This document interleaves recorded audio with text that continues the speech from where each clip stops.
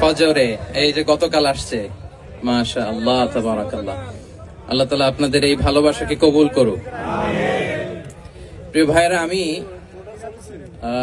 দক্ষিণ কোরিয়ার এই প্রোগ্রামের কথা অনেক শুনেছি এবং আপনারা খুবই সুশৃঙ্খল, খুবই পাংচুয়াল, খুবই ডিসিপ্লিনড, এটাও আমি শুনেছি।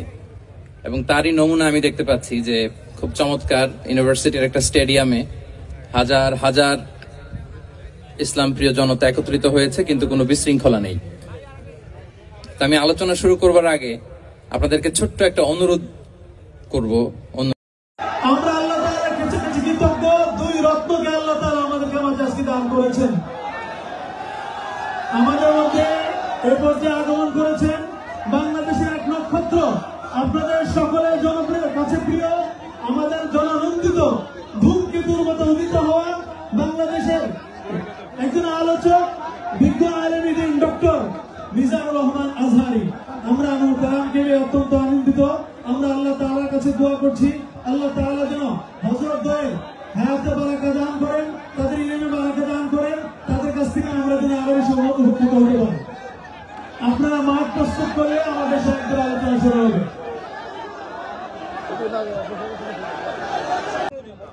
আমি আলোচনা শুরু করবার আগে আপনাদেরকে ছোট্ট একটা অনুরোধ রাখবো। তো আমার অনুরোধটা আপনারা রাখতে পারবেন তো? পারবেন? আমি জানি যে সেই দুপুর থেকে আপনারা ছবি তুলতেছেন, ভিডিও করতেছেন, অনেক কষ্ট হয়ে যাচ্ছে আপনাদের। তো আমি চাচ্ছি যে আপনাদের আর কষ্ট না দিই। আপনারা মেহেরবানি করে এই যে মোবাইলগুলো এতক্ষণ ধরে স্মৃতি রাখার জন্য যত ছবি তুলেছেন, ভিডিও করেছেন, লাইভ করেছেন, ফাইন, কিন্তু এখন থেকে আমি দেখতে চাই যে দক্ষিণ কোরিয়ার ভাইরা কতটুকু ডিসিপ্লিন, স্টেজ থেকে যে ইনস্ট্রাকশন আসে সেটা তারা কিভাবে মেনে নেয় দেখি। এই মোবাইলগুলো বন্ধ করে হাতে নয়, পকেটে। মোবাইল বন্ধ করে হাতে নয়, পকেটে, মেহেরবানি করে। অফিসিয়াল, জি শুনুন, এদিকে তাকান। অফিসিয়াল ক্যামেরাম্যান ছাড়া এবং এই প্রোগ্রাম থেকে যে ভলান্টিয়ার ভাইরা আছে, সাংবাদিক বন্ধুরা ছাড়া মেহেরবানি করে কেউ এই মোবাইলটা ব্রেক করবেন না। কারণ আপনারা শায়েখকে আর কবে পাবেন বলেন? এই যে আমাদের যে দেখা হচ্ছে, এটা তো আল্লাহর বিশেষ মেহেরবানি। আর জ্ঞান আসে এরকম 1 to 1, ব্রেন টু ব্রেন, সিনা বা সিনা, সাদার বা সাদার। ভিডিও থেকে, মোবাইল থেকে এলেম আসে না। তো আপনি লাইভ করবেন, কমেন্টস করবেন, হোয়াটসঅ্যাপ গ্রুপে ভিডিও শেয়ার দিবেন, আরেকজনের মাথার উপর দিয়ে এরকম করবেন, খুবই বিশৃঙ্খলা হবে। মালয়েশিয়াতে আমরা যে প্রোগ্রামগুলোতে জয়েন করি, আপনি দেখবেন আমার ভেরিফাইড যে ইউটিউব চ্যানেল, ওখানে আমরা যখন আলোচনাগুলো শেয়ার দেই, দেখবেন যে একটা শ্রোতাও হাতে মোবাইল নিয়ে বসে থাকে না। সবাই খরগোশের কানের মতো কানগুলোকে খাড়া করে চাতক পাখির মতো স্টেজের দিকে তাকিয়ে থাকে। আমরা তাদেরকে ওইভাবে ট্রেন আপ করেছি, গ্রুমিং করেছি, ইনস্ট্রাকশন দিয়েছি। তো এই যে আজকে আপনাদের প্রোগ্রাম, শায়েখ এসে ধন্য করেছেন, এই প্রোগ্রাম গোটা বিশ্বে বাংলা ভাষাভাষী, from north two south, from east two West, the entire globe, সবাই শুনবে এই আলোচনা। তো যদি দেখে যে একজন উঠতেছেন, একজন দাঁড়ায় আছেন, ওই যে আরেকজন দায়িত্ব নিয়ে ভিডিও করতেছে এখানে, আপনি যতবার মোবাইল বের করবেন ঠিক ততবারই আমি আপনাকে থামাবো। 6:45-এ মাগরিবের সালাত, তো মাত্র 45 minutes in our hand, 45 minute. এর মধ্যে যদি বারবার মোবাইল বের করে এরকম ডিস্টার্ব করেন, আমি কিন্তু বারবার থামাবো। কারো হাতে মোবাইল থাকবে না। আপনার পাশে যদি কোনো ভাই মোবাইল ধরে রাখে, বলবেন ভাই মেহেরবানি করে পকেটে। মোবাইল থাকবে কই? হয় না, একসাথে আওয়াজ করে বলেন, মোবাইল কোথায় রেখেছেন? পকেটে রেখেছেন? জি, পকেটে। Mobile should be in pocket. জি, মাশাআল্লাহ, আলহামদুলিল্লাহ। এই তো খুবই সুশৃঙ্খল। এই 45 মিনিট যদি বারবার আপনাদেরকে থামাতে ইনস্ট্রাকশন দিতে আপনারা নষ্ট করেন, আপনারা মাহরুম হবেন। আমি একটা টপিক নিয়ে কথা বলতে এসেছি, আপনারা যদি এভাবে মোবাইল ধরে রাখেন তাহলে ডিস্টার্ব হবে। মোবাইল বন্ধ, কারো মোবাইল চলবে না। Mobile should be in pocket. পকেটে রেখেছেন তো সবাই, না? 15 মিনিট পর আবার আস্তে করে বের করবেন। কারা কারা হাত তোলেন তো? বের করবেন, মোবাইল বের করবেন। আমার দিকে তাকিয়েছেন তো? আচ্ছা, তাহলে আমরা শুরু করি। জি, আমার দিকে তাকান। نحمده ونصلي على رسوله الكريم أما بعد فأعوذ بالله من الشيطان الرجيم بسم الله الرحمن الرحيم فبما رحمة من الله لنت لهم ولو كنت فظا غليظ القلب لانفضوا من حولك فاعف عنهم واستغفر لهم وشاورهم في الأمر فإذا عزمت فتوكل على الله إن الله يحب المتوكلين صدق الله العظيم رب اشرح لي صدري ويسر لي أمري واحلل عقدة من لساني يفقه قولي কোরিয়া মুসলিম ফেডারেশনের আওতাধীন সং উরি জামি মসজিদের আয়োজনে বেজিং ইউনিভার্সিটি স্টেডিয়ামে আজকের আয়োজিত এই দ্বিতীয় বার্ষিক ইসলামী মহাসম্মেলনে আপনারা যারাই উপস্থিত হয়েছেন আপনাদের সবাইকে জানাচ্ছি আন্তরিক শুভেচ্ছা এবং মোবারকবাদ আহলান ওয়া সাহলান ওয়া মারহাবান বিকুম ফি হাযাল লিকা আত-তাইয়িব আল মুবারক শুরুতে আমরা আল্লাহ রাব্বুল ইজ্জা ওয়াল জালালের দরবারে শুকরিয়া জ্ঞাপন করছি যে আল্লাহ তাআলা এত চমৎকার একটি পরিবেশে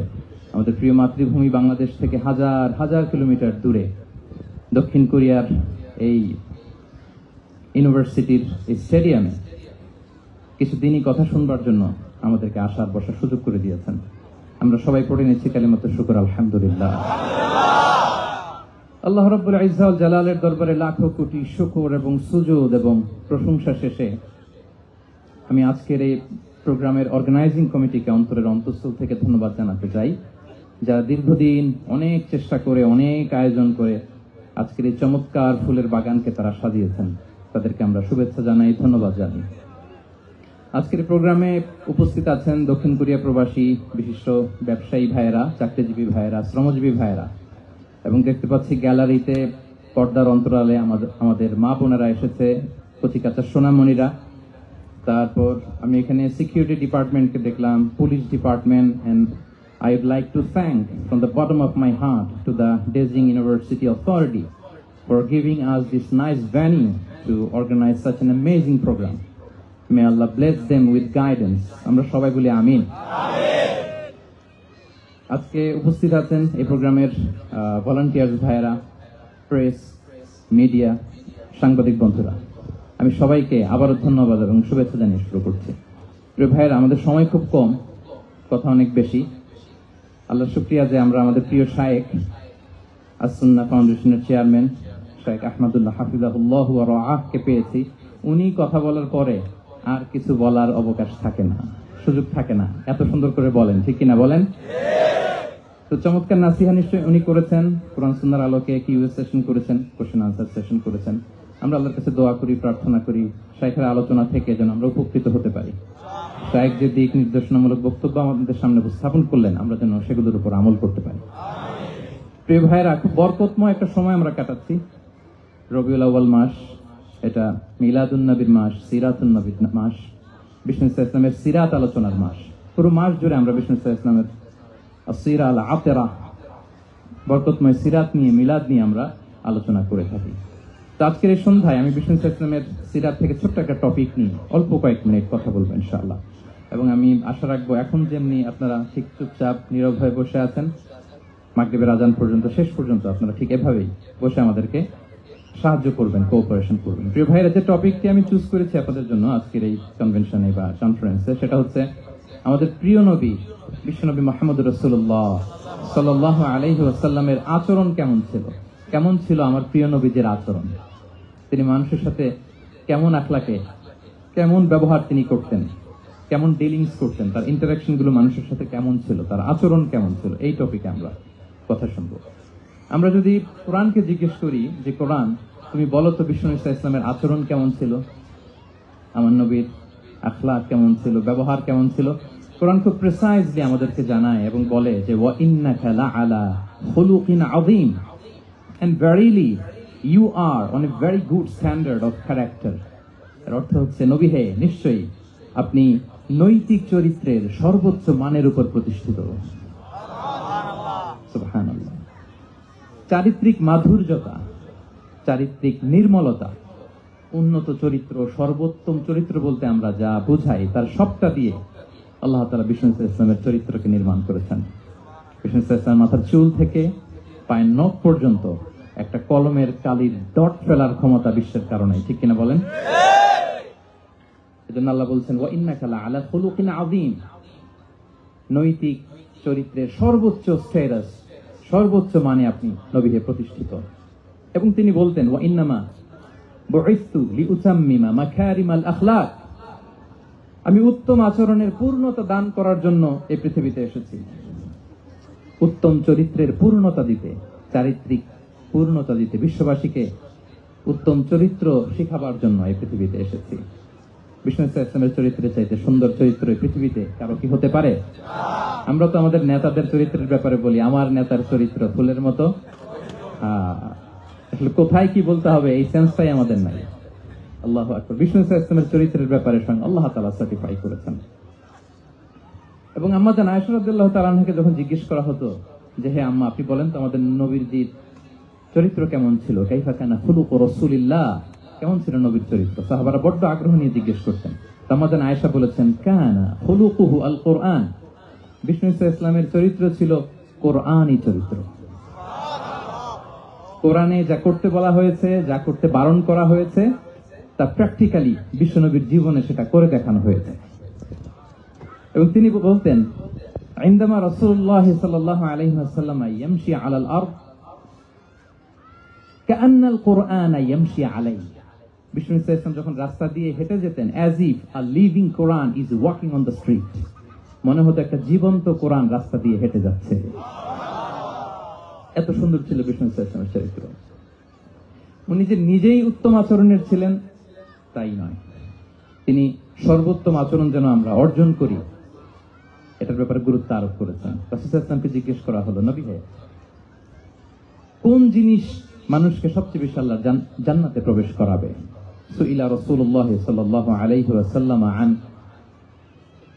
আকসারি মা ইউদখিলুন নাস আল জান্নাহ, জিজ্ঞেস করা হলো, নবী কোন জিনিস মানুষকে বেশি জান্নাতে ঢুকাবে? বিষ্ণু বললেন, তাকওয়াল্লাহ ওয়া হুসনুল খুলুক, এক হচ্ছে আল্লাহর ভয়, আরেক হচ্ছে সুন্দর আচরণ। তাহলে এই হাদিস থেকে বুঝলাম যারা বেশি নামাজ পড়বে তারা বেশি জান্নাতে ঢুকবে নাকি?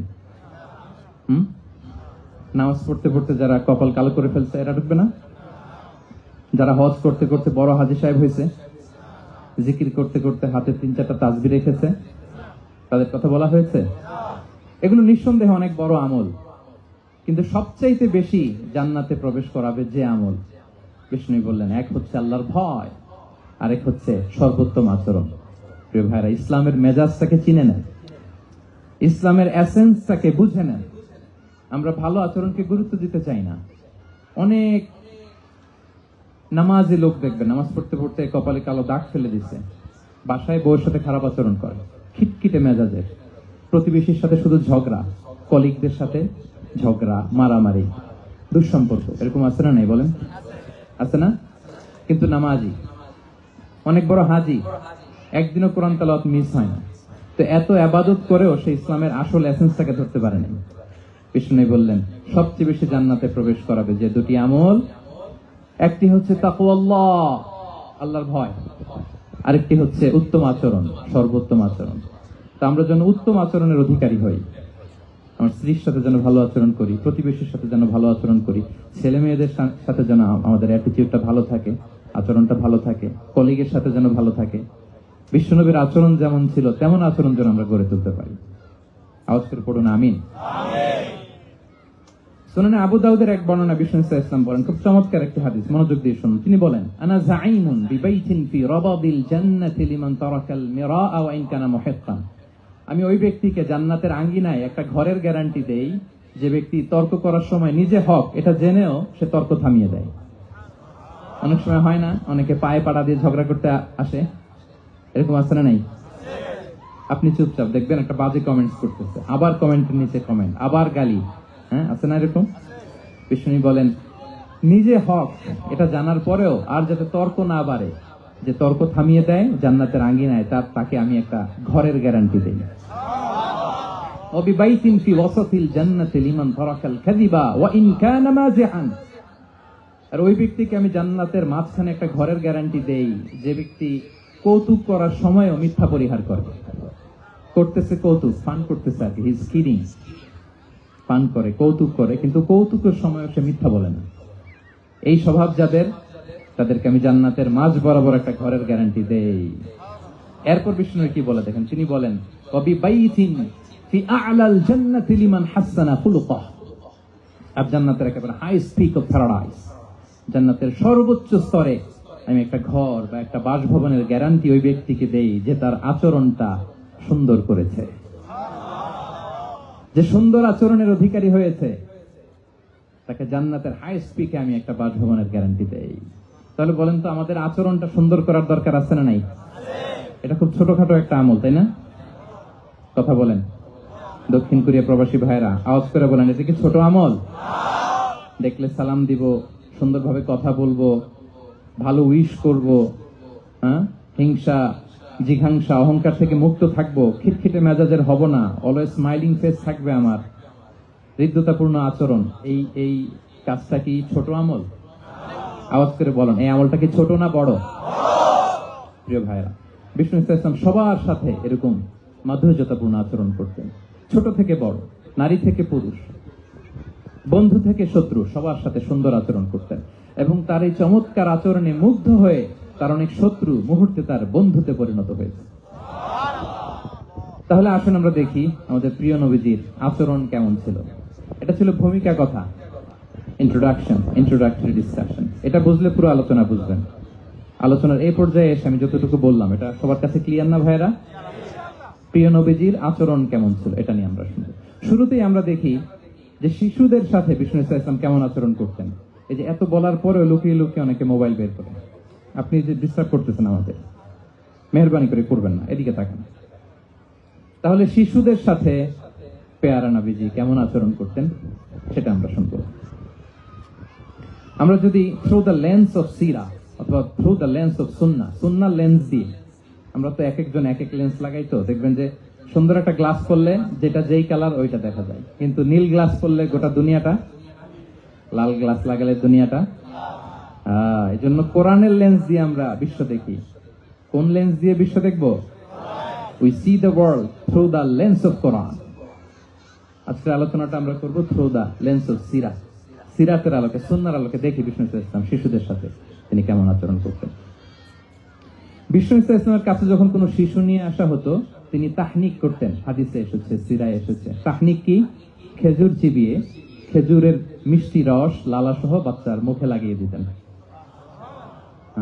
আলেমদের কাছে, অনেক আলেমদের কাছে আসে, আমার কাছে অনেক এসেছে বাচ্চাদেরকে নিয়ে, তো আমরা এই সুন্নাহর উপর আমল হিসেবে খেজুর চিবিয়ে এর রসটা মুখে ঢুকিয়ে দিয়েছি। বারাকা, বিষ্ণু ইসলামের বারাকা নেওয়ার জন্য আসতো ছোট্ট বাচ্চাদেরকে নিয়ে। মদিনায় যখন সাহাবারা হিজরত করলেন মক্কা থেকে, মুসলিমদের ঘরে সন্তান সন্ততি নাই, বাচ্চা কাচ্চা হয় না। ইহুদিরা টিটকারি করে, এই তো মুসলমানদের সন্তান নাই। সর্বপ্রথম যেই সন্তান হয়েছে তিনি হচ্ছেন আয়েশা রাদিয়াল্লাহু তাআলা আনহার বড় বোন আসমা বিনতে আবু বকরের ঘর উজাড় করে এক সন্তান এসেছে, পুত্র সন্তান, নাম হচ্ছে আব্দুল্লাহ। কি নাম? আব্দুল্লাহ ইবনে জুবাইর। তো আসমা আব্দুল্লাহকে কোলে নিয়ে বিষ্ণুনবীর কাছে আসলেন। বিষ্ণুনবী খেজুর চিবিয়ে ওনার লালা মিশ্রিত রস খেজুর সহ মুখে লাগিয়ে দিলেন। তো আসমা সবসময় গর্ব করে বলতেন যে আমার সন্তানের পাকস্থলীতে সর্বপ্রথম যেটা ঢুকেছে এটা হচ্ছে বিষ্ণুনবীর লালা মিশ্রিত খেজুরের রস। আল্লাহু আকবার। বাচ্চারা আসছে বিষ্ণুনবী তাহনিক করতেন, এবং এটা ল্যাবরেটরিক্যালি প্রুভড, সায়েন্টিফিক্যালি প্রুভড যে বাচ্চার জন্মের পরে এরকম মিষ্টি দিলে, স্পেশালি ডেটস নির্যাস যদি দেয়া হয়, তাহলে এটা তার ইমিউন সিস্টেম বাড়ায়, রোগ প্রতিরোধ ক্ষমতা বাড়ায়, তার ব্লাড সার্কুলেশন বাড়ায়, রক্ত সঞ্চালন বাড়ায়। বিষ্ণুনবী এটা করতেন। অনেক মায়েরা বরকতের জন্য বিষ্ণুনবীর কোলে বাচ্চা দিতেন। অনেক বাচ্চা বিষ্ণুনবীর কোলেই পেশাব করেছে, হাদিস সাক্ষী। ওখান থেকে মাসালা এসেছে, মেয়ে বাচ্চা পেশাব করলে কিভাবে ক্লিন হবে, ছেলে বাচ্চা পেশাব করলে কিভাবে ক্লিন হবে। বিষ্ণুনবী কোলে নিয়েছেন, পেশাব করে দিতে ভরায়। আল্লাহু আকবার। বাচ্চাদের মাথায় তিনি হাত বুলিয়ে দিতেন। যেই বাচ্চার মাথায় বিষ্ণুনবী হাত বুলাতেন ওই বাচ্চার মাথায় খুব বেশি বেশি চুল গজাতো। সুবহানাল্লাহ পড়বেন না? এক ভণ্ড, সেও ছিল নবী দাবিদার, মুসাইলামাতুল কাযযাব। সে নবীকে কপি করত, নবী যা যা করতো তাই করত। তো সেও তার এলাকায় অনেক বাচ্চাদের মাথায় হাত বুলাই দিতে শুরু করলো, যে মুহাম্মদ বাচ্চার মাথায় হাত বুলালে বাচ্চার মাথায় চুল বড় হয়, আমিও তাই করবো। সে বলতো আমিও নবী। সে বলতো নবু আনিস শুনলি ওয়ানিস শুনলাকি মোহাম্মদ, হে মোহাম্মদ, নবু তোমার অর্ধেক আমার অর্ধেক। কি মামুর বাড়ির আবদার দেখছেন? বলে আমারটা আমাকে বুঝিয়ে দাও। তো নবীকে কপি করত। বিশ্বনবী কুয়ার মধ্যে লোনা পানির কুয়ায় থুতু ফেললে মুহূর্তে লোনা পানির কুয়া মিঠা পানির কুয়ায় পরিণত হতো। এই বদমাসটা যখন কপি করে থুতু মারছে ওদের এলাকার কুয়ায়, ওটা ছিল মিঠা পানি, ওটা মুহূর্তের মধ্যে লোনা পানির কুয়া হয়ে গেছে। তো বিশ্বনবীকে কপি করে সে তার এলাকার নবজাতক বাচ্চাদের মাথায় যখন হাত বুলিয়ে দিতে শুরু করলো, পরবর্তীতে দেখা গেল ওই বাচ্চাগুলো আজীবন ছিল টাক মাথা। চুল বাড়বে তো দূরের কথা, তাদের মাথায় চুলই ওঠে নাই। আল্লাহু আকবার, মুজিজাতুন নবী। বিষ্ণু মাথায় হাত বুলিয়ে দিতেন, বাচ্চাদেরকে চুমু খেতেন। আপনারা বাচ্চাদেরকে কোলে নেবেন, আদর করবেন, চুমু খাবেন, বিষ্ণুর সুন্নাহ এটা। বাচ্চাদের সালাম দিতেন, মাঝে মাঝে বাচ্চাদের সাথে মজা করতেন, তাদের সাথে খেলাধুলা করতেন। বাসার সময় পেলে এটা করবেন, ছেলেমেয়েদেরকে নিয়ে খেলতে নেমে যাবেন। শুধু বাচ্চাদের সাথে ফান করতেন এমন না, ভুল দেখলে শুধরে দিতেন।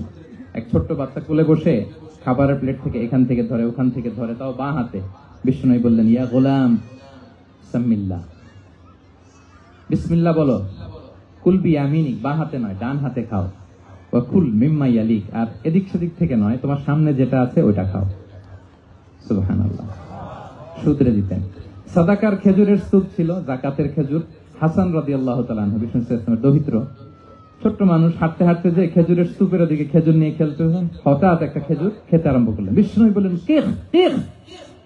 থামো থামো, ওয়াক থু থু। আমরা যে বাংলা ওয়াক থু বলি, এটার আরবি হচ্ছে কেখ। মানে এই নানা ভাই রাখো রাখো রাখো। আলা তাআলাম ইন্না লা নাকুলুস সাদাকাহ, নানা ভাই তুমি জানো না আমরা হাশিমি খানদানের, আমরা সাদাকার মাল খেতে পারি না। আঙ্গুল ঢুকিয়ে মুখ থেকে খেজুর বের করে দিলেন। সুবহানাল্লাহ। এভাবে ছোট্ট বাচ্চাদের ভুলগুলো শুধরে দিতেন, কারেকশন করতেন। সুনানে নাসাইতে এসছে, কেন রাসূলুল্লাহ সাল্লাল্লাহু আলাইহি ওয়াসাল্লাম ইয়াজুরুল আনসার, তিনি যখন আনসারীদেরকে ভিজিট করতে যেতেন, ফায়ুসাল্লিমু আলা সিবিয়ানিহিম, আনসারী বাচ্চাদেরকে সালাম দিতেন। আপনারা বাচ্চাদের সালাম দেন তো নাকি? নাকি বাচ্চাদের সালামের জন্য বসে থাকেন? অনেকে মনে করে যে আমি মুরব্বী হাজী সাহেব, 80 বছর বয়স, আমি তো শুধু সালাম পাবো, আমি দিব কেন? এরকম একটা ভুল ধারণা আছে না? সালাম শুধু ছোটরা দিবে, ব্যাপারটা কি এমন না? ছোটরা বড়দের দিবে, বড়রা ছোটদের দিবে, সবাই সবাইকে দিব, ঠিক কিনা বলেন? ইনশাআল্লাহ বলেন সবাই।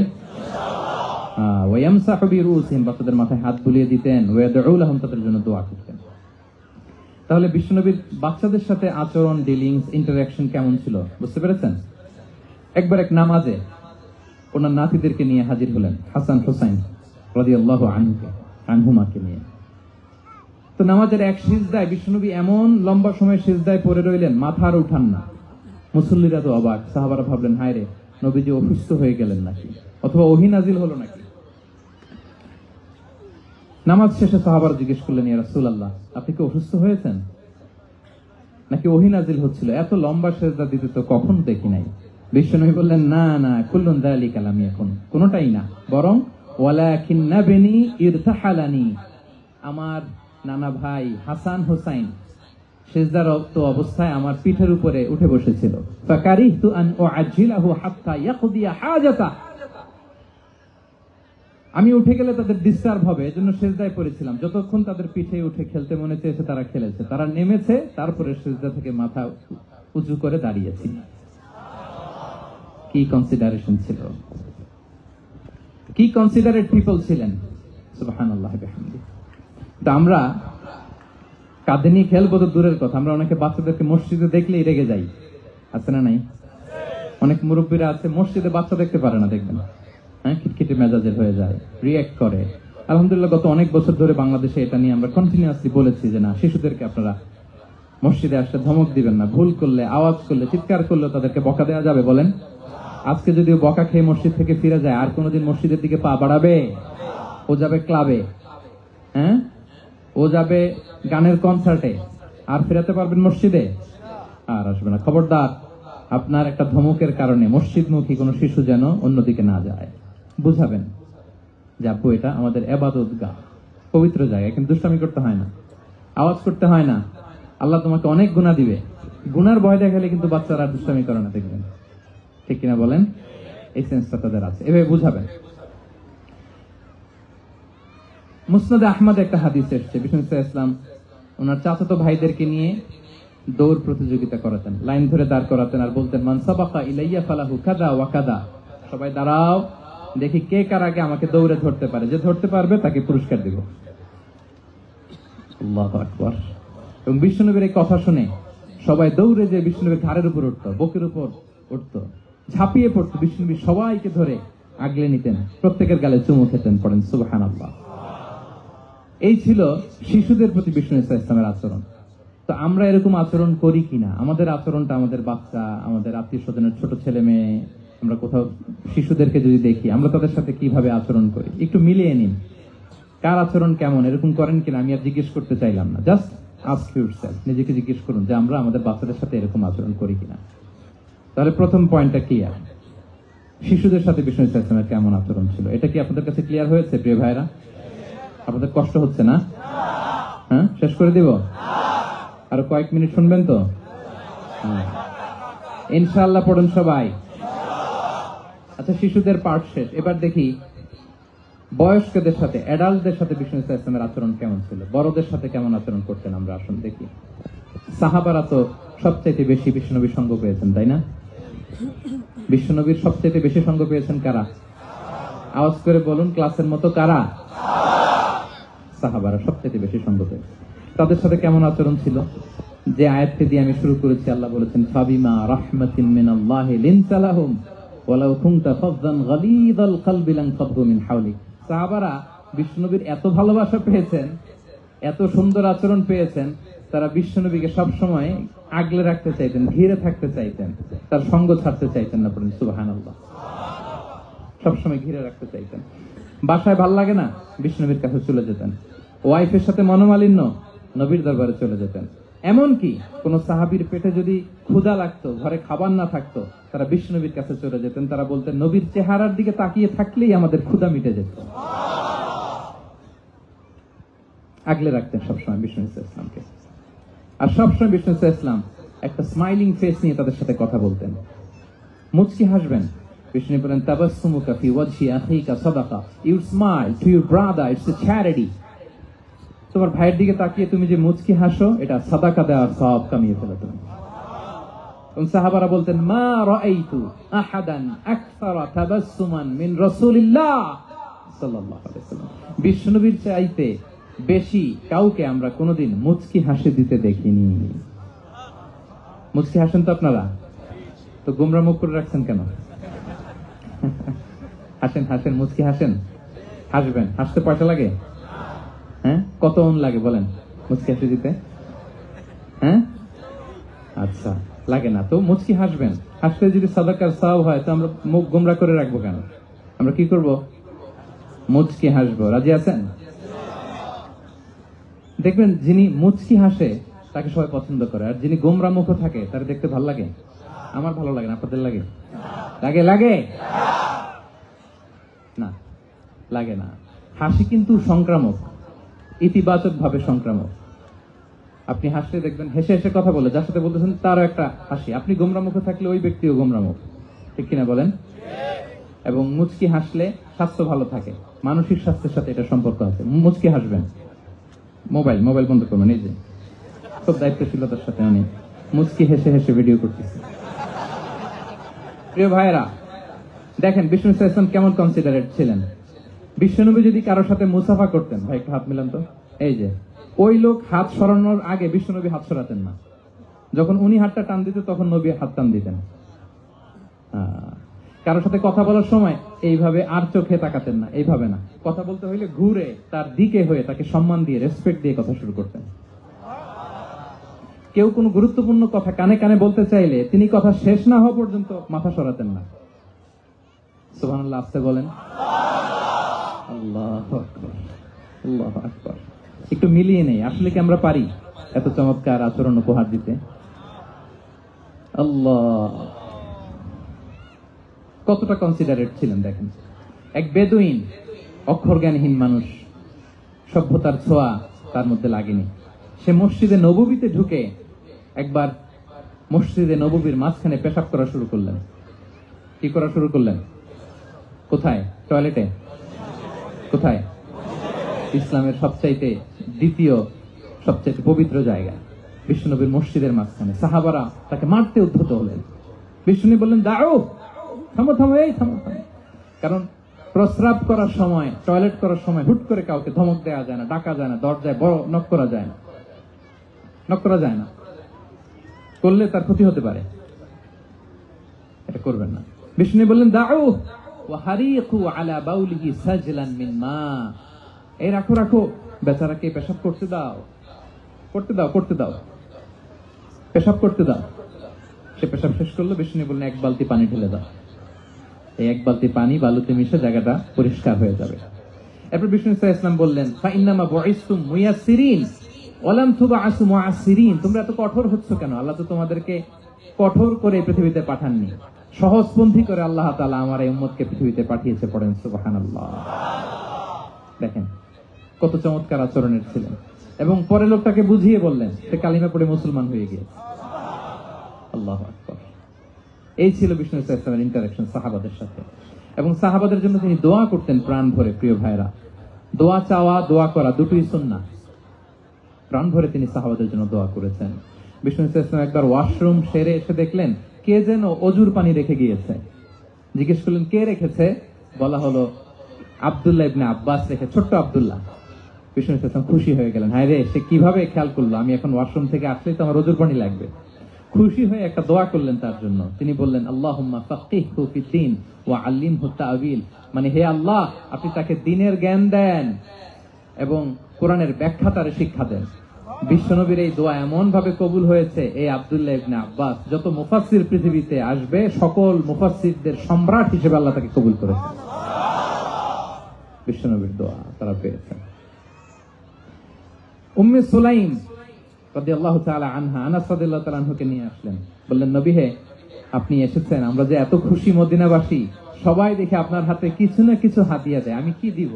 কিছু দেয়ার নাই, আমি গরিব মানুষ, আমি আমার নাট ছেঁড়া ধন, কলিজার টুকরা আনাস, আমার শিশু সন্তানটারাই আপনারে হাদিয়া দিয়ে দিলাম।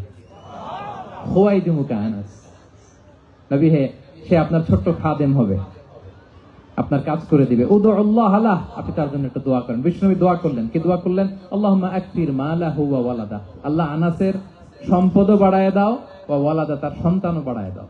দেখেন এই দোয়ার কি বরকত। এই দোয়ার বরকতে আনাস বলে মদিনাতে যত খেজুর বাগান ছিল সবগুলো খেজুর বাগানে বছরে খেজুর হতো একবার, কিন্তু নবীর দোয়ার বরকতে আমি আনাসের বাগানে খেজুর হতো বছরে 2 বার। আর ওনার সর্বসাকুল্যে ছেলে মেয়ে ছিল, কোন বর্ণনায় 78 জন, কোন বর্ণনায় 80 জন। আমাদের পুরো বংশে আছে 80 জন, কথা বলেন। আপনার পুরো গোষ্ঠীতে 80 জন আছে। ওনার শুধু ছেলে মেয়ে, একজনের ছেলে মেয়ে কয়জন? 80 জন। বিষ্ণুনবীর দোয়া কি ইন্টারেকশন দেখেন, একজন ট্রু লিডারের কি বৈশিষ্ট্য। তিনি সাহাবীদের ভালো গুণ দেখলে তাদেরকে উৎসাহিত করতেন, ইন্সপায়ার করতেন, প্রশংসা করতেন। আবু মুসা আল-আশআরী রাদিয়াল্লাহু তাআলা আনহু, তিনি রাত জেগে চমৎকার কণ্ঠে তেলাওয়াত করতেন। একদিন তার ঘরের পাশ দিয়ে বিষ্ণুনবী যাচ্ছিলেন, পরের দিন বললেন, আবু মুসা, আমি কিন্তু তোমার কণ্ঠ শুনেছি, বড় সুরেলা গলা তোমার। লাকাদ উতিতা মিজমারান মিন মাজামিরি আলি দাউদ, দাউদ নবীর গলায় আল্লাহ যে সুরের ঝংকার দিয়েছেন, এই উম্মতের মধ্যে আল্লাহ তোমার গলায় সেই সুরের লহরী ঢেলে দিয়েছেন। আচ্ছা বলেন, নবী যদি প্রশংসা করে যে তোমার তেলাওয়াতটা খুব সুমধুর হয়েছে, তার কেমন লাগবে বলেন তো? আচ্ছা নবী বাদ দেন, শায়েখ আব্দুর রহমান আস-সুদাইস এসে যদি আপনারে বলে তোমার কণ্ঠটা তো বড় মিষ্টি, তোমার কণ্ঠ রেসাইটেশন তো বড় সুন্দর, কেমন লাগবে আপনার? আর স্বয়ং বিশ্বনবী যদি বলে, সুবহানাল্লাহ পড়বেন না? আল্লাহু আকবার। এইভাবে বিষ্ণু সাল্লাল্লাহু সাহাবাদেরকে উৎসাহিত করতেন। মাঝে মাঝে প্রশ্ন করতেন, তাদের অ্যাটেনশন গ্রো করার জন্য তিনি প্রশ্ন করতেন। একবার বলেন দেখি, কে বলতে পারে ইন্না মিনাশ শাজারি শাজারা লা ইয়াসকুতু ওয়ারাকুহা মাসালুহা মাসালুল মুমিন, একটা গাছ আছে, এই গাছের পাতা ঝরে না, এর দৃষ্টান্ত মুমিনের দৃষ্টান্ত। কে পারো দেখি? কোন সাহাবী পারে না, কারণ তারা ভাবতেছিল দূরের ওই সিরিয়ার কোন গাছ হবে, অমুক জায়গার মরুভূমির গাছ হবে, ঘরের পাশে যে খেজুর গাছ ওইটা আর কেউ হবে না। ভাবছে প্রশ্ন যেহেতু করছে, এত সহজ উত্তর হইলে তো প্রশ্ন করার কথা ছিল না। তারা এইটা বলে, ওইটা বলে, ক্যাকটাস, গুলমলতা, ওই গাছ। নবী বলে না, ইন্নাহা আন-নাখলা, এটা খেজুর গাছ। কি গাছ? তো আব্দুল্লাহ ইবনে ওমর তখন খুব ছোট, তিনি মনে মনে ধরে ফেলছিলেন, কিন্তু ভয়ে বলে না। তো বাসায় যে ওমর রাদিয়াল্লাহু বলে, আব্বা আপনারা কেউ পারেন না, আমি তো জানতাম এটা খেজুর গাছ, তো বললাম না যে? আব্দুল্লাহ বলে, আপনি পারেন না, অন্যান্য সাহাবারা বাচ্চা তারা কেউ পারে না, আমি কেমনে কই? ওমর রাদিয়াল্লাহু বললেন, আজকে যদি তুমি বলতে পারতে লাল উট পেলে আরবরা যে যত খুশি হয় আমি তার চেয়েও বেশি খুশি হয়ে যেতাম। নবীর সামনে আমার বুকটা এত বড় হয়ে যেত। আল্লাহু আকবার। দেখেন, প্রশ্ন ছুড়ে দিয়ে মনোযোগ আকর্ষণ করতেন সাহাবাদের, রসিকতা করতেন মাঝে মাঝে। রসিকতা, এক সাহাবী বলেন, ইয়া রাসূলুল্লাহ, আমার চলতে বড্ড কষ্ট হয়, আপনি যদি দয়া করে আমাকে একটা উট দিতেন তাহলে আমি রাইড নিতাম এটার উপরে, এটা দিয়ে চলতাম, সফরের কষ্ট কমে যেত। বিষ্ণু বলেন, যাও, ঠিক আছে, তোমাকে একটা উটের বাচ্চা দিব। কি দিব? সাহাবী বলেন, ইয়া রাসূলুল্লাহ, আমি চাইলাম কি আর আপনি বললেন কি? আমার তো লাগবে এমন উট যেটা দিয়ে মরুভূমিতে চলা যায়। বিষ্ণু বলেন, ওই উটটাও তো অন্য কোনো না কোনো উটের বাচ্চা। সুবহানাল্লাহ পড়বেন না? ছোট্ট কথা, দেখেন কি রসিকতা, কি সেন্স অফ হিউমার। সুবহানাল্লাহ। সাহাবীদের সাথে এক কাতারে মিশে কাজ করতেন, নিজ হাতে সাহাবীদের সাথে মিশে কি করেছেন? মসজিদে নববী নির্মাণ করেছেন। ৫ম হিজরিতে নিজে মরুভূমির বালু খনন করে পেটে পাথর বেঁধে পরীক্ষা খনন করেছেন সাহাবীদের সাথে। True leader. শুধু তাই নয়, সাহাবারা ভালো পরামর্শ দিলে সেটা অ্যাকসেপ্ট করতেন।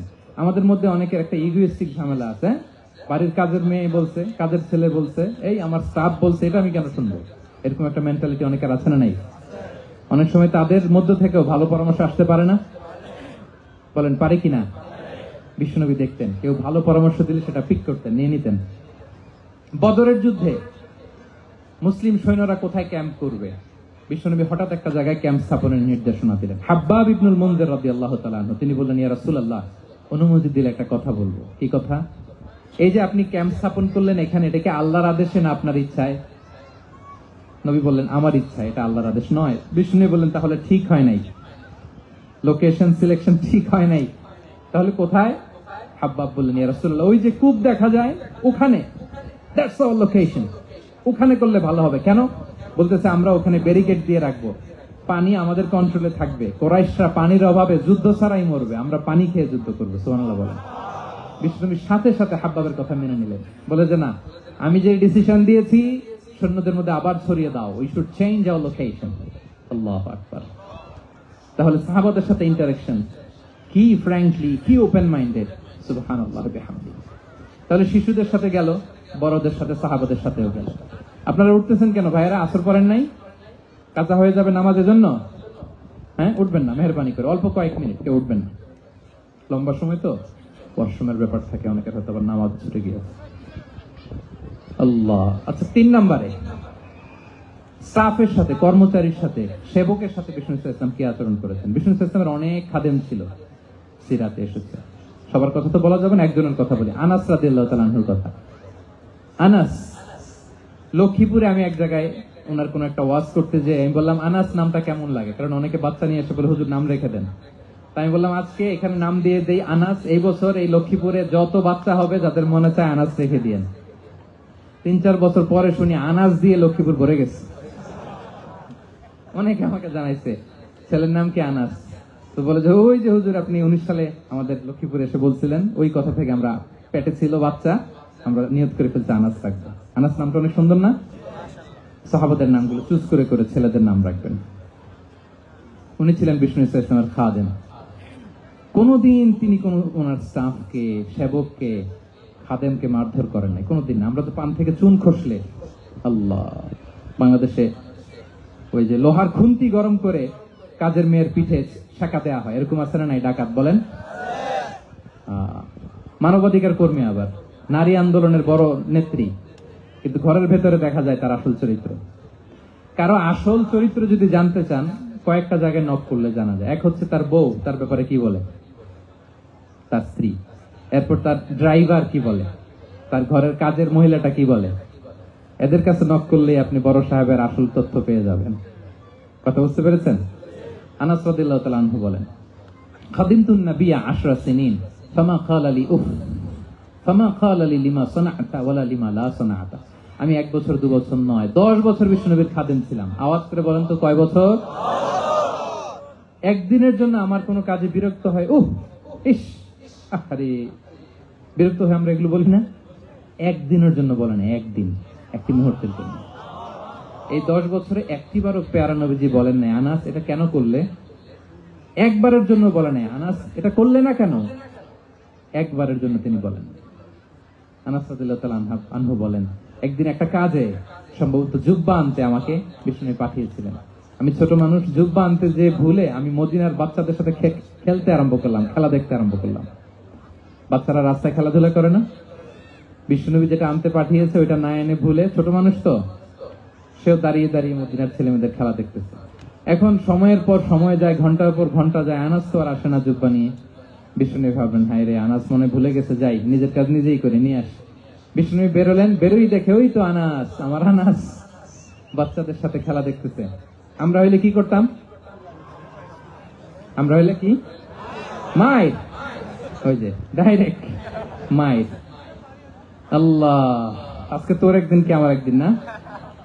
বিষ্ণুনবী গেলেন, তিনিও বাচ্চাদের সাথে খেলা দেখতে শুরু করলেন, কিছুই বললেন না, শুধু আলতো হাতে আনাসের পিঠে হাত রাখলেন, ঘাড়ে আলতো হাতে। বিষ্ণুনবীর হাতটা রেশমের চেয়েও সফট ছিল। হাত রাখলেন, হাত রাখাতে আনাস রাদিয়াল্লাহু তাআলা আনহু ফানাযারতু ইলাই, তিনি বলেন আমি পিছনের দিকে তাকালাম, বিষ্ণুনবীর দিকে আমি তাকালাম। হঠাৎ করে দেখলাম যে বিষ্ণুনবী। তাকানোর পর পর আমি ভয় পেয়ে গেলাম, কিন্তু বিষ্ণু সাল্লাল্লাহু আলাইহি ওয়াসাল্লাম ধমকও দেয় নাই, কিরে আনাস তুই এখানে, এটাও বলে নাই। তাকালাম, ওয়া হুয়া ইয়াদহাক, তিনি একটা মুচকি হাসি দিলেন। বললেন, আনাস তোমাকে না কাজে পাঠিয়েছিলাম, এখানে কেন? আনাস বলে, ইয়া রাসূলুল্লাহ ক্ষমা করে দেন, আমি যাচ্ছি। আনাস বলে, বিশ্বনবীর সেদিনের মুচকি হাসির শাসন মরার আগের দিন পর্যন্ত আমার এই সোজা রাস্তায় রেখেছে। ভাইরা আমার, শাসন করতে জানলে পিটি দেয়া লাগে না, ধমক দেয়া লাগে না, মার দেয়া লাগে না। শাসন করতে জানলে একটা মুচকি হাসি দিয়ে শাসন করা যায়, ঠিক কিনা বলেন? তাহলে কর্মচারীর সাথে তার আচরণ কেমন ছিল আমরা জানলাম। এবার জানবো স্ত্রীর সাথে আচরণ। স্ত্রী যার সাথে আমার সম্পর্ক খুবই গভীর, খুবই মজবুত, তার সাথে কেমন আচরণ ছিল। সিরাতে অনেক কথা এসেছে, আমাদের সময় নেই, সংক্ষেপে বলি। স্ত্রীদের তিনি আগে সালাম দিতেন, মসজিদ থেকে ঘরে পৌঁছে দিতেন, ঘরের কাজে সহযোগিতা করতেন, ওঠে ওঠার সময় হেল্প করতেন, মাঝে মাঝে স্ত্রীদের পরামর্শও নিতেন। আপনারা এগুলো করেন তো? করেন? এই যে আওয়াজ নাই, পেছনে কিন্তু ভাবিরা বসে আছে সবাই। উল্টা পাল্টা বললে এখানে উইটনেস আছে, খবর আছে আজকে। এগুলো করেন? করেন? হ্যাঁ, করতে হবে, করতে হবে। বিষ্ণু ইসলাম নিজ হাতে ঘরে উটের দুধ দহন করতেন, রুটি সেকা দিতেন, কাপড় সেলাই করতেন, এই কাজগুলো করতেন। এবং আম্মা জান আয়েশা রাদিয়াল্লাহু তাআলা আনহাকে এত ভালোবাসতেন, তিনি বলেন, আমি গোশত খেয়ে ওইটার হাড্ডিটা রেখে দিলে বিষ্ণুনবী আমার খাওয়া হাড্ডিটা নিয়ে আবার চষতে শুরু করতেন। আমি গ্লাসের যেখান দিয়ে পানি খেতাম, পেয়ালার খুঁজে খুঁজে বিষ্ণুনবী ওই জায়গায় ঠোঁট লাগিয়ে পানি খেতেন। মাইমুনা রাদিয়াল্লাহু তাআলা আনহা বলেন যে আমি আর বিষ্ণুনবী এক বালতি থেকে মগ দিয়ে পানি নিয়ে দুজনে গোসল করেছি। সুবহানাল্লাহ, একটু আসতে বলেন। আল্লাহু আকবার, কি চমৎকার আচরণ। এবং স্ত্রীদের নিয়ে তিনি সফর করতে বেরোতেন। একবার রাত্রিবেলা বিষ্ণু ইসলাম এবং আম্মা জান আয়েশা রাদিয়াল্লাহু তাআলা আনহা, বিষ্ণু বলেন চলো তো আমরা একটু দৌড় দেই, এক্সারসাইজ হয়ে যাবে। দুইজনে দৌড় দিলেন। তখন আম্মা জান আয়েশা রাদিয়াল্লাহু তাআলা আনহা একটু স্লিম ছিলেন, তো দৌড়ে বিষ্ণুনবী পিছে পড়ে গেলেন, আম্মা জান আয়েশা ফার্স্ট হয়ে গেলেন, আগে চলে গেলেন। বড্ড খুশি, উনি বিষ্ণুনবীকে হারিয়েছেন। আবার অনেক বছর পরে, তখন সময়ের ব্যবধানে আম্মা জান আয়েশা একটু হেলদি হয়ে গিয়েছেন, আগের মতো আর চিকন নেই। আবার বিষ্ণুনবী এক রাতে বললেন, আয়েশা চলো আজকেও একটু এক্সারসাইজ করি, দৌড় দেই। দুজন মিলে দৌড় দিলেন। আজকে বিষ্ণুনবী আর আম্মা জান আয়েশাকে চান্স দেন নাই, তিনি জোরে দৌড়ে আম্মা জান আয়েশাকে রানার আপ করে দিলেন, উনি ফার্স্ট হয়ে গেলেন। এরপর কি বললেন জানেন? সুনান আবু দাউদের হাদিস, তিনি বললেন, ইয়া আয়েশা হাদিহি বিতিলকা সাবকা। দেখেন, বিষ্ণুনবী মনে রাখছেন, নোটে রাখছেন। বিষ্ণু বললেন, আয়েশা ওই যে এত বছর আগে কোন এক রাতে মরুভূমিতে দৌড়ে আমাকে হারাইছিলা, আজকে ওইটার বদলা নিয়ে নিলাম। তিলকা সাবকা, ওইটার বিনিময়ে এটা। ওই দিন তুমি জিতছিলা, আজকে তোমার উপর আমি জিতে গেলাম। আল্লাহু আকবার। কি হৃদ্যতা ছিল, কি সম্পর্ক ছিল না স্ত্রীর সাথে। তাই বলে মনে করবেন না যে কোনো মনোমালিন্য হতো না, হতো। মানবিক যে ব্যাপারগুলো, মাঝে মাঝে একটু ছোটখাটো মিষ্টি ঝগড়া, একটু মনোমালিন্য, এটাও হতো। এবং বিশ্বনবী এটাও টের পেতেন। তিনি বলতেন, আয়েশা ইন্নী লা আ'লামু ইদা কুনতি আলাইয়া গাদবা ওয়া ইদা কুনতি আলাইয়া রাদিয়া। আয়েশা, কখন তুমি আমার উপর রেগে থাকো আর কখন খুশি থাকো সবটাই কিন্তু আমি টের পাই। আম্মাজান আয়েশা অবাক হলেন, কি করে টের পান? বিষ্ণু বলেন, যখন তুমি আমার উপর খুশি থাকো তখন দোয়ার সময় বলো লা ওয়া রব্বি মুহাম্মদ, তুমি বলো হে মুহাম্মদের রব আল্লাহ, মদিনার উপর রহম করেন, আমাদেরকে ক্ষমা করেন, হে মুহাম্মদের রব আমাদের ক্ষমা করেন, এইভাবে দোয়া করো। আর যখন তুমি রেগে থাকো তখন আমার নামটা মুখ দিয়ে নিতে চাও না, তখন তুমি দোয়াতে বলো লা ওয়া রব্বি ইব্রাহিম, হে ইব্রাহিমের আল্লাহ, হে ইব্রাহিম নবীর খোদা আমাদের মাফ করো। তখন তুমি আমার নাম নাও না, কৌশলে আমার নামটা বাদ দাও। আমাদের আয়েশা বলেন, ইয়া রাসূলুল্লাহ মা আহজুর ইল্লা ইসমাক, নবী হে আমি তো আপনার নামটাই শুধু মুখ থেকে বাদ দেই, আমার হৃদয় থেকে তো কখনো আপনারে বাদ দিতে পারি না। এটা ঠিক, তখন রেগে থাকে আপনার নামটা মুখে নেই না, কিন্তু হৃদয় থেকে তো আপনাকে সরাতে পারি না। সুবহানাল্লাহ। এই ছিল বিষ্ণুর সাথে স্ত্রীদের সম্পর্ক। প্রিয় ভাইরা, আমরা যদি একটু দেখি প্রতিবেশীর সাথে কেমন আচরণ করতেন নেইবার। বিষ্ণু বলতেন, মান কানা ইউমিনু বিল্লাহি ওয়াল ইয়াউমিল আখিরি ফালইউকরিম দাইফা, যে আল্লাহ বিশ্বাস করে, আখিরাতে বিশ্বাস করে, সে যেন প্রতিবেশীকে সম্মান করে। এবং একবার আবু যার আল গিফারি রাদিয়াল্লাহু তাআলা আনহুকে বিষ্ণু সাল্লাল্লাহু আলাইহি ওয়াসাল্লাম বলেন, আবু যার ইযা তাবাখতা মারাকান ফাআকসির মাআ, হে আবু যার তুমি যদি কখনো ঝোল তরকারি রান্না করো, ঝোলের তরকারি খাইছেন? আপনাদের সাউথ কোরিয়াতে তো বিখ্যাত একটা ঝোলের তরকারি আছে, কি নাম যেন, মাছের ম্যাগি বাগা, মেয়ংথাম। আমরা একটা শব্দ শিখছিলাম, কি যেন বলে, খামসা হামনিদা। কয়েকটা শব্দ শিখাই দিচ্ছে ভাইয়েরা আমাকে। তো এই যে নামটা বললাম, ঝোলের মধ্যে ট্যাংরা মাছ, শিং মাছ ঝোল দেয়া একটা তরকারি। তো আবু যার গিফারিকে বিষ্ণু সাল্লাল্লাহু আলাইহি ওয়াসাল্লাম বলেন, ইদা তাবাখতা মারাকান ফাকসির মা, হে আবু যার কখনো যদি ঝোলের তরকারি রান্না করো একটু বেশি করে পানি দিও, যাতে করে তোমাদের পাশাপাশি তোমার প্রতিবেশীর সাথে একটু ঝোল শেয়ার করতে পারো। প্রতিবেশীকে এত গুরুত্ব দিতেন। তিনি বলতেন, লাইসাল মুমিন আল্লাযী ইয়াশবা ওয়া জারুহু জাইউন ইলা জামবিহি, সে মুমিন নয় যে পেট পুরে খায় আর তারা প্রতিবেশী না খেয়ে রাত যাপন করে, সে মুমিন নয়। দেখেন প্রতিবেশীকে কত গুরুত্ব তিনি দিয়েছেন। বিশ্বনবীর এক ইহুদি প্রতিবেশী ছিল। কোন ধর্মের? সবাই বলেননি, একসাথে আওয়াজ করে বলেন, কোন ধর্মের প্রতিবেশী? ওই ইহুদির এক ছেলে বিশ্বনবীর কিছু কাজ করে দিতেন।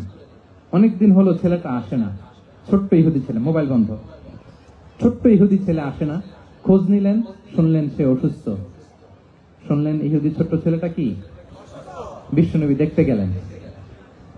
মুসলিম শিশুকে দেখতে গেলেন নাকি? কোন ধর্মের শিশু?